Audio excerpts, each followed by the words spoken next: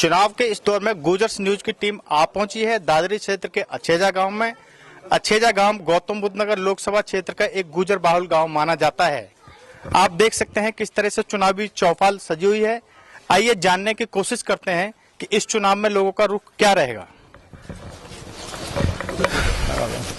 आप बताइए जी, क्या रुख रहेगा जनता का? आज पूरे देश में लोकतंत्र का उत्सव है और अच्छेजा गांव के लोग भी इस उत्सव में हिस्सा ले रहे हैं। ये देश का चुनाव है। यहाँ पर कुछ राजनीतिक दलों के लोगों ने जातिवाद के चुनाव पर इसको लाने का प्रयास कर रहे हैं, जबकि ये पूरे देश का चुनाव है। इसमें जातिवाद का कोई विषय नहीं है। देशभक्त लोग हैं। देश की परिस्थितियों को, देश की स्थितियों को देख करके और देश की सामने क्या समस्याएं हैं, आज उसको लेकर के पूरे युवा और पूरे गांव के लोग उत्साहित हैं। देश को परम वैभव की तरफ ले जाने वाली जो भी पार्टी है, गांव के लोग उसको वोट देंगे।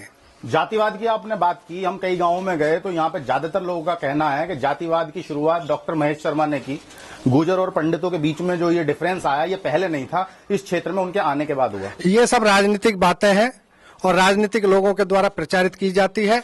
डॉक्टर महेश शर्मा ने बिल्कुल कोई जातिवाद की बात नहीं है। उन्होंने कोई भी ऐसा काम नहीं किया। और आज पूरे समाज के लोग, पूरे गुर्जर समाज के जितने भी वरिष्ठ नेता हैं, वो सब भाजपा की तरफ आ रहे हैं। वीरेंद्र सिंह गुर्जर हैं जो एमएलसी थे सपा के, वो भाजपा में आ गए हैं। चौधरी वेदराम जी जो कैबिनेट मंत्री रहे हैं, वो भाजपा में आ गए हैं। और अन्य दलों के लोग पूरी तरह भाजपा में देश हित के लिए भारतीय जनता पार्टी की सदस्यता ले रहे हैं और निश्चित रूप से भारतीय जनता पार्टी की सीट यहाँ से जीतेंगे और भारी बहुमत से ये सीट भारतीय जनता पार्टी नरेंद्र मोदी जी के पक्ष में जाएंगे। और जो लोगों के दिमाग में प्रचारित किया जा रहा है डॉक्टर महेश शर्मा को लेकर के, डॉक्टर महेश शर्मा मात्र एक प्रत्याशी हैं, लेकिन इस गांव के लोग देश के लिए वोट दे रहे हैं, नरेंद्र मोदी के लिए वोट दे रहे हैं। लोगों का ये भी कहना है कि डॉक्टर महेश शर्मा जो प्रत्याशी हैं, वो पूरे 5 साल दिखाई नहीं दिए क्षेत्र में। नहीं, ये तो अपनी अपनी सोच है। मेंबर ऑफ पार्लियामेंट यहाँ 22.5 लाख वोट हैं, हजारों गांव हैं और जो यहाँ से सांसद हैं वो इस देश की मंत्रिमंडल में मंत्री रहे हैं। तो ये हो सकता है कि सब लोगों के पास नहीं पहुंच पाए, लेकिन भारतीय जनता पार्टी का संगठन और यहाँ के जो प्रतिनिधि हैं वो जनता के बीच में रहते हैं और जनता के कामों को करते हैं। हाँ, बताओ क्या पूछना चाहते हैं? किसे वोट देंगे इस बार रुख क्या रहेगा? देखिए, ऐसा है, हमारा जो क्षेत्र है ये गुर्जर बाहुल क्षेत्र है। ये लोकसभा गुर्जर बाहुल क्षेत्र की है और पहले भी गुर्जर प्रत्याशी यहाँ से एमपी रहे हैं। बीच में एक हवा आई 2014 में झूठे वादों के किनारे के साथ 15 लाख देंगे, 2.5 करोड़ नौकरी देंगे। वो सब झूठे वादे आज जनता के सामने आ गए। ये पूरा क्षेत्र आज जो महेश शर्मा ने यहाँ वेमनेस फैलाया स्थानीय और बाहरी लोगों के बीच में, जो स्थानीय लोग हैं यहाँ के, चाहे कोई ब्राह्मण है, चाहे गुर्जर है, चाहे जाट है, चाहे मुस्लिम है, कोई भी है, हम स्थानीय लोगों का एकजुट हो गए, गठबंधन के साथ में है सब लोग और गठबंधन की हवा पूरे क्षेत्र में इस कदर बहरी। इस बार महेश शर्मा निश्चित तौर पर चुनाव हारेंगे और यहां से गठबंधन का प्रत्याशी जीतेगा, क्योंकि उन्होंने हमें झूठे वादे किए हैं।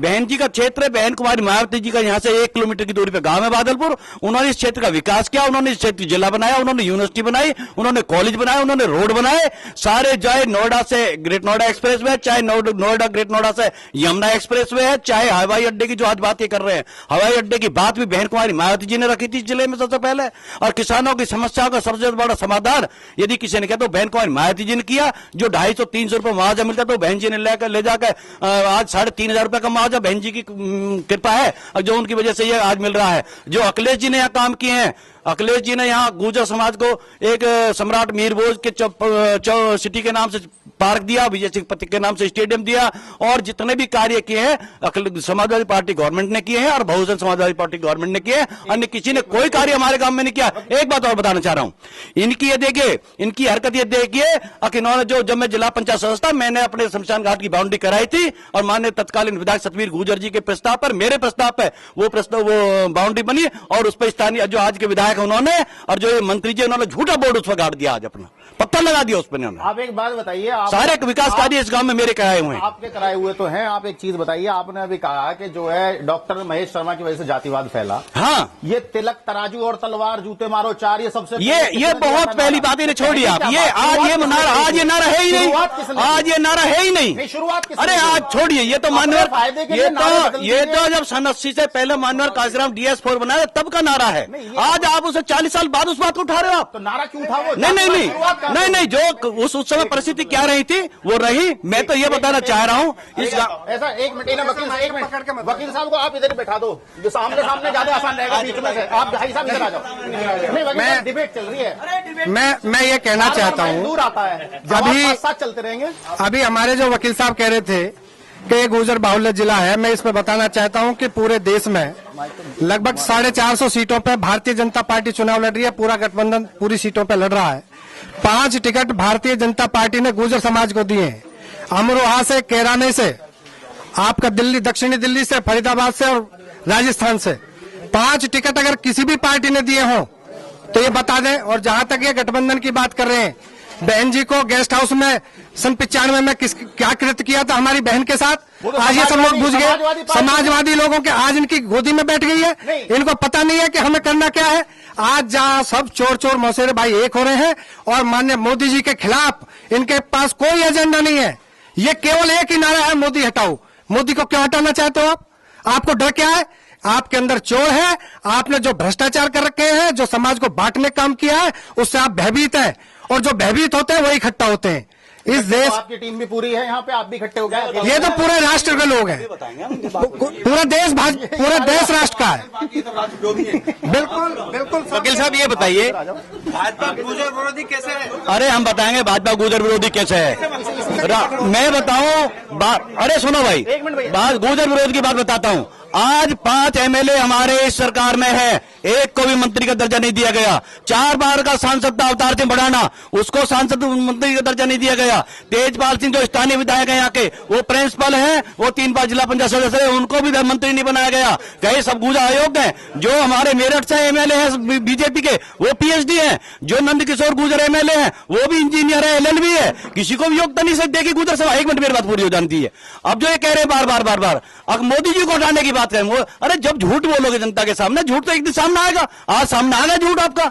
अगर आप क्या झूठ बोल रहे हैं? ये जिला बहन जी का है, ये जिला बहन जी ने बनाया, सारे विकास कार्य बहन जी ने किए। जो विकास कार्य आज हमारे गांव में देखिए, आप चल के आए होंगे, जो ये सीसी रोड है, सब जो सीवर का कार्य है, ये समाजवादी पार्टी गवर्नमेंट ने और बीएसपी की गवर्नमेंट ने किया था। जितने भी टाइम पे काम तो हाँ, भ्रष्टाचार जो हुआ उसका भी तो, अरे भ्रष्टाचार यहाँ हमारे क्षेत्र में कहाँ भ्रष्टाचार हुआ? सबसे ज्यादा हमारे क्षेत्र में सारी गवर्नमेंट अथॉरिटी। नहीं, ये सब कहने की बातें हैं, ये मनुवाद, ये सब, अरे 1 मिनट सुनिए बात, ये सब कहने की बातें हैं। हमारे क्षेत्र में विकास जो हुआ है, आप ये बताइए, गुर्जर समाज के 6 विधायक हैं, लेकिन एक को भी मंत्री नहीं बनाया। और बताऊंगा नहीं, ये अभी अगर गुर्जरों की बात करें, अशोक कटारिया जी को एमएलसी बनाया है, और भी बहुत सारे समाज के काम में केंद्र में कृष्णपाल गुर्जर मंत्री रहे हैं। ये हो सकती है व्यवस्था रही हो कुछ न कुछ, लेकिन जहां तक प्रदेश में 6 में से एक भी नहीं लगा। बिल्कुल जहां ये क्वालिफिकेशन की बात कर रहे हैं, मैं बताना चाहता हूं गुर्जर समाज पिछड़ा हुआ क्यों है। हम सब मानते हैं कि गुर्जर समाज में शिक्षा है।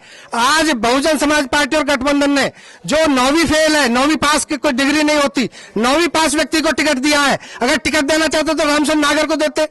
ये एलएलएम है। भाई साहब मैं बताना चाहता हूँ, जिस देश की संसद में जो जाने का मन बना रहे हैं, जो कानून बनाने वाली संस्था है, लोकतंत्र की सबसे बड़ी संस्था है, उसमें 8वीं 9वीं पास व्यक्ति जाकर के क्या करेगा? ये बड़ी शर्म की बात है। सवाल उठ रहे हैं भाई, कपिल, नहीं, तू नहीं इसलिए बुलाया मुझे।